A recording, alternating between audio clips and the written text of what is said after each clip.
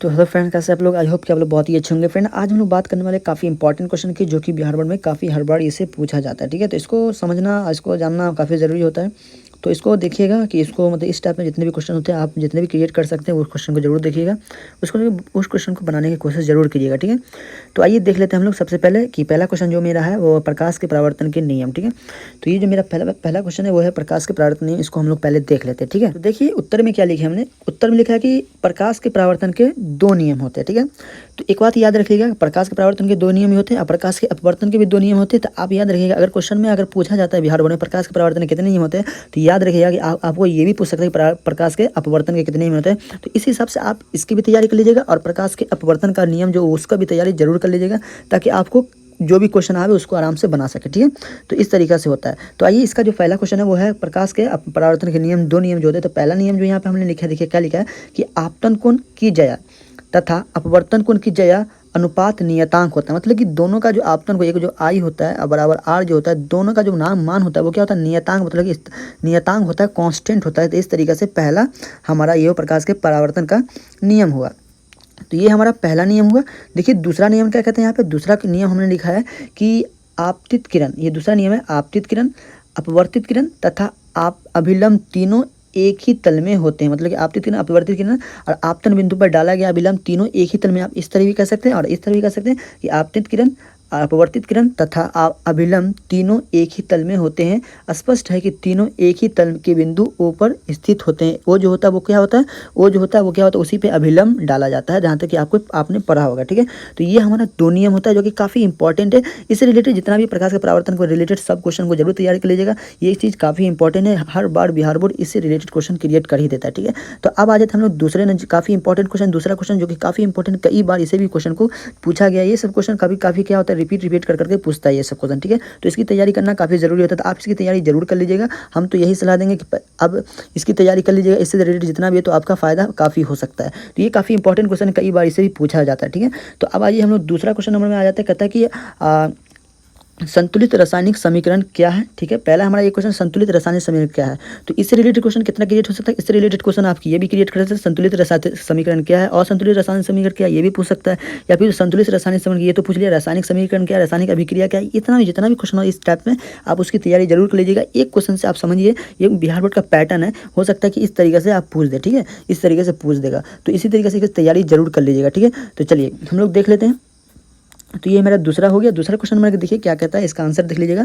तो इसका आंसर है, इसका था एक उदाहरण भी दे, इसको कहता है संतुलित रासायनिक समीकरण क्या है, एक उदाहरण दे। इसका उदाहरण भी पूछ रहा है, तो इसका उदाहरण भी हमको बताना है। ठीक है, तो आइए देखिए इसका क्या कह रहा है। तो देखिए उत्तर में कहता है कि यदि किसी रासायनिक अभिक्रिया में, मतलब किसी रासायनिक अभिक्रिया में अभिकारक हम क्या बताएं, जो ये जो होता है ये क्या होता है, ये मेरा अभिकारक होता है, आपको पता होना चाहिए। थोड़ा सा ऊपर कर लेते हैं, स्पष्ट दिखाई पड़े आपको।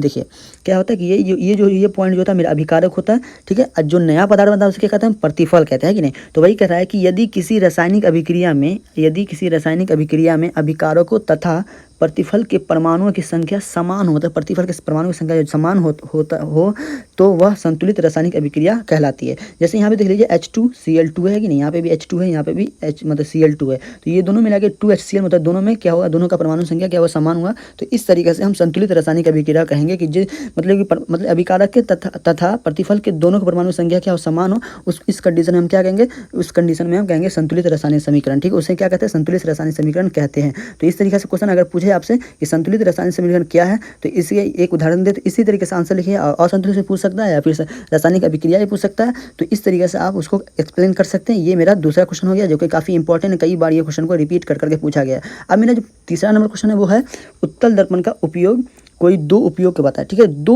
उपयोग हमको बताना, उत्तल दर्पण का दो उपयोग के बारे में बताना। तो ये भी काफ़ी इंपॉर्टेंट। अब उत्तल दर्पण के बारे में बात चल रही है, तो आप याद कर लीजिएगा अवतल दर्पण के बारे में। उत्तल दर्पण हो गया, उसका दर्पण को देख लीजिए, उसका अवतल दर्पण उत्तल दर्पण अंतर देख लीजिए। जितने भी रिलेटेड क्वेश्चन है इसको जरूर देख लीजिए, इस टाइप में क्वेश्चन आते ही आते हैं। ठीक है, तो ये मेरा तीसरा नंबर क्वेश्चन। देखिए इसका आंसर क्या है, दो उपयोग बोला है, तो दो उपयोग लिख लीजिए। यहाँ पे देखिए दो उपयोग क्या लिखे हैं, उत्तर में लिखे हैं कि उत्तल दर्पण का उपयोग साइड मिरर में किया जाता है। साइड मिरर मतलब गाड़ी जो होता है, तो गाड़ी के अंदर जो लाइट लगी होती है, मतलब पीछे देखने के लिए, वो क्या होता है, उसे साइड मिरर कहते हैं। तो वही उसके साइड मिरर में उत्तल दर्पण का उपयोग किया जाता है। ठीक है, ये मेरा पहला उपयोग है। दूसरा उपयोग कहता है कि उत्तल दर्पण का उपयोग ग्रहों को देखने के लिए किया जाता है। माइक्रोस्कोप जानते हो कि जिससे हम लोग क्या होता है प्लानेट को देखा जाता है कि नहीं, प्लानेट को देखा जाता है, तो वो क्या होता है उत्तल दर्पण का उपयोग उसमें किया जाता है। ठीक है, तो ये मेरा 2 दर्पण का उपयोग ही है उत्तल दर्पण का। इसी तरीके से अवतल दर्पण का तैयारी कर लीजिएगा, अवतल दर्पण उत्तल अंतर की तैयारी कर लीजिएगा और दर्पण के बारे में पढ़ लीजिएगा।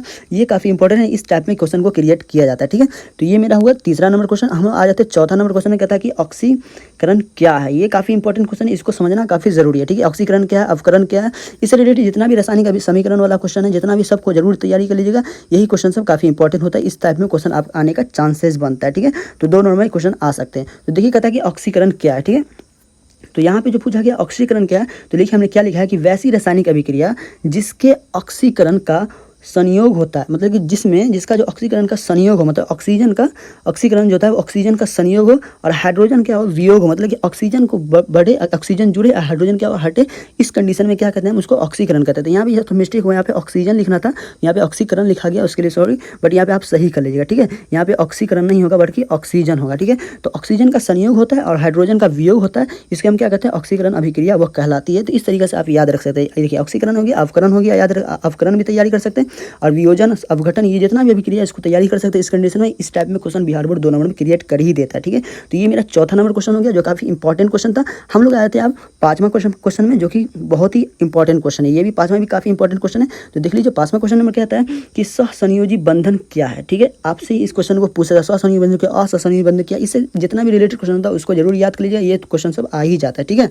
तो देखिए इसका उत्तर हमने क्या लिखा है, इसका उत्तर लिखे हमने कि मतलब कि वह रासायनिक बंधन है। बंधन मतलब क्या होता है कि जो मतलब कि जुड़ा हो, मतलब किसी से संबंध बनाता हो। ठीक है, तो बंधन मतलब वही होता है। ठीक है, तो वह रासायनिक बंधन है जिसमें परमाणुओं के बीच इलेक्ट्रॉन का सहयोग होता है। मतलब कि अब मान लीजिए यहाँ पे ये हाइड्रोजन है, ठीक है, ये एक हाइड्रोजन है, तो इस दोनों के बीच में क्या हो जाए जो संयोग बनता है ना, ये बॉन्ड जो बनता है ना, तो उसे बंधन कहते हैं। ठीक है, उसी हम क्या कहते हैं बंधन कहते हैं। तो ये जो बॉन्ड बना रहा है, ये बॉन्ड जो बनाता है, कभी ट्रिपल बॉन्ड बनाता है, डबल, जो भी जिसके जितना जरूरत होता है इलेक्ट्रॉन का आदान प्रदान होता रहता है।